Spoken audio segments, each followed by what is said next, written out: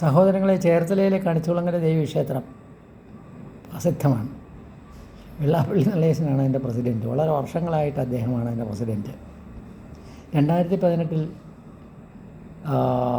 ഒരു പ്രളയം ഉണ്ടായപ്പോൾ കുട്ടനാട്ടിലെ ജനങ്ങളെ ശാസ്ത്ര സാഹിത്യ പരിഷത്തിൻ്റെ ആളുകൾ ഒന്ന് കൂട്ടിക്കൊണ്ടുവന്ന് കളക്ടറുടെ അനുമതിയോടുകൂടി കൊണ്ടുവന്ന് കണിച്ചുകുളങ്ങരയിലും കണ്ടമംഗലത്തുമാണ് വിട്ടത്.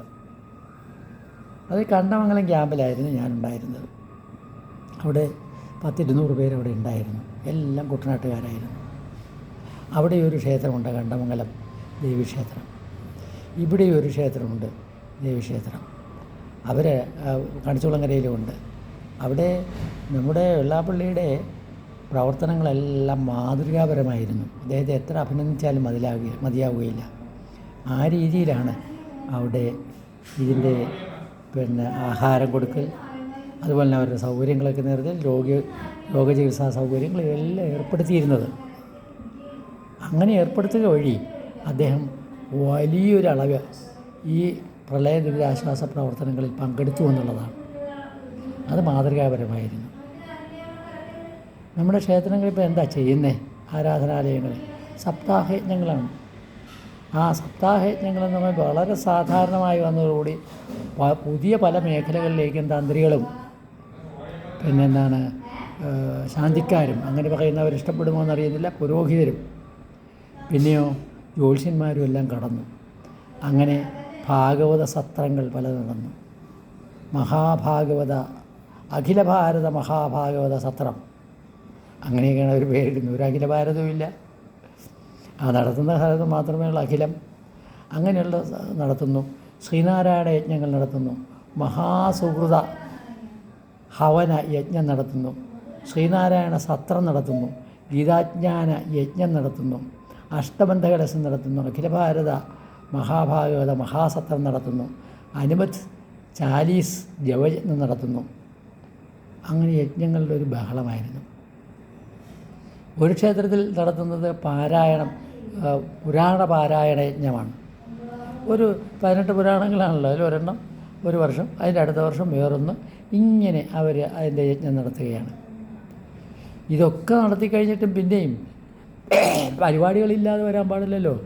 അതുകൊണ്ട് ഞങ്ങളുടെ നാട്ടിലെ ഒരു ക്ഷേത്രം, കണ്ടമംഗലം ക്ഷേത്രം, യാഗങ്ങളാണ് നടത്തിയത്. അതിന് ഇവിടെയുള്ള പുരോഹിതന്മാരൊന്നും പോരാഞ്ഞിട്ട് മറ്റ് സംസ്ഥാനങ്ങളിൽ നിന്ന് നമ്പൂതിരിമാരായിട്ടുള്ള ബ്രാഹ്മണരായിട്ടുള്ള പുരോഹിതരെ കൊണ്ടുവന്നിട്ടാണ് അവർ നടത്തിയത്. ഇവിടുത്തെ പുരോഹിതന്മാരൊക്കെ ചെയ്താൽ ശരിയാകില്ല, ഗുണം പിടിക്കരുതെന്ന് അവർക്കറിയാം.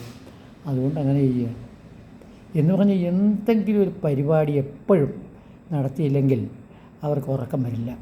ആർക്ക്? ഈ നമ്മുടെ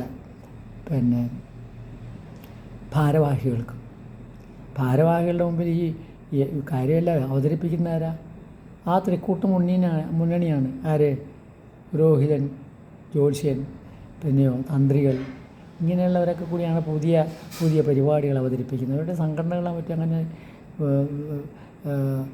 തീരുമാനമെടുത്തിരിക്കുകയാണ് ഇതൊക്കെ നടത്തുന്നത്. അപ്പം അതിൻ്റെ ഫലമായിട്ട് ഇവിടെ ഇത് കൂടി വരികയാണ്. എന്നാൽ ഇതേപോലെ ദുരിതമനുഭവിക്കുന്നവർക്ക് വേണ്ടിയുള്ള പ്രവർത്തനങ്ങൾ ഏറ്റെടുത്ത് നടത്തുന്ന വളരെ അപൂർവം ക്ഷേത്രങ്ങൾ മാത്രമേ ഉള്ളൂ.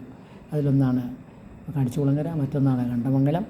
അങ്ങനെ ചിലതെല്ലാം അവരെല്ലാം ആ സ്ഥലത്ത് തന്നെ പോയി ഈ ആളുകളെ അവിടെ നിന്ന് ദുരിതമനുഭവിക്കുന്ന ആളുകളെ കൊണ്ടുവന്ന് ഈ സ്ഥലത്ത് ആവശ്യമായ സൗകര്യങ്ങളോടുകൂടി പാർപ്പിക്കുകയാണ് ചെയ്യുന്നത്.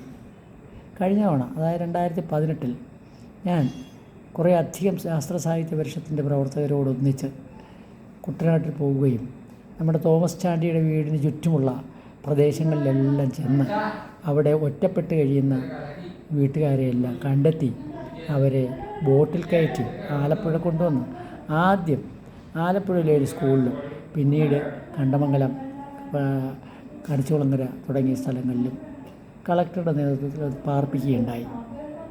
അപ്പോൾ ഇതുപോലുള്ള പ്രവർത്തനങ്ങൾ നടത്തുന്നതിന് ക്ഷേത്രങ്ങൾ മുന്നിട്ടിറങ്ങണം എന്നുള്ളതാണ് എനിക്ക് പറയാനുള്ള മര്യാദ. ശ്രീ വെള്ളാപ്പള്ളി നടേശനെ എത്ര തന്നെ അഭിനന്ദിച്ചാലും മതിയാകുകയില്ല. നമ്മുടെ ഈ ബുദ്ധിമുട്ട് തുടങ്ങിയിട്ട് 4-5 ദിവസമേ ആയുള്ളൂ. അതിനുള്ളിൽ തന്നെ അദ്ദേഹം അതിനാവശ്യമായ ക്രമീകരണങ്ങൾ ചെയ്തിരിക്കുന്നു. മറ്റ് ദേവാലയങ്ങൾ ഈ പരിപാടി ഏറ്റെടുത്ത് വിജയിപ്പിക്കണമെന്നാണ് പറയാനുള്ളത്. അത് അവർ ചെയ്യുമെന്ന് ആശിക്കുന്നു, ആഗ്രഹിക്കുന്നു.